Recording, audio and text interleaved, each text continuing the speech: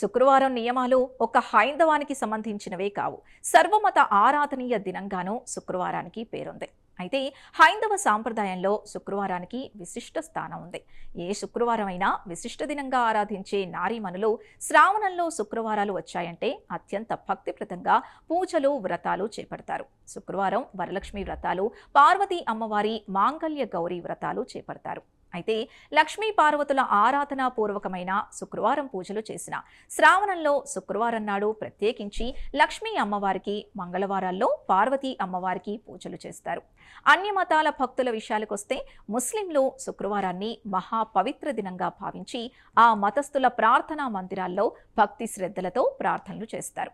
కొన్ని అన్యమత సంస్కృతులతో శుక్రవారాన్ని ప్రేమ దేవత ఆరాధనా దినంగా కీర్తించి ప్రియుడే పిలిచేవారని, అది ఫ్రైడే అయిందని వ్యాఖ్యానాలు వినిపిస్తాయి. నిబద్ధతగా, నియమబద్ధంగా, నిష్కల్మషంగా ఉన్న వారి మధ్య పరిణయ బంధం కొనసాగితే అది సమాజహితానికి దారితీస్తుంది.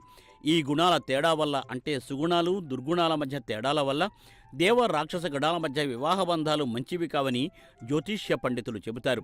దేవగణం సాత్వికం కాగా రాక్షసగణం తామసికం. ఈ కారణంగా ఈ బంధాలు కూడదని జ్యోతిష్య పెద్దలు చెబుతారు. అయితే శాంతులు, పరిహారాల తంతులు చేపడితే దైవగణాలు కలవారు, రాక్షసగణాల కలవారు వివాహ బంధంతో కలవవచ్చునని కొందరు సామరస్యపూర్వక జ్యోతిష్య పండితులు తెలియజేస్తున్నారు. అయితే శుక్రవార వైభవాన్ని, నియమాల విషయాన్ని పరిశీలిస్తే ఇది ఒక్క హైందవ జాతికి చెందినదిగా భావించాల్సిన పని లేదు.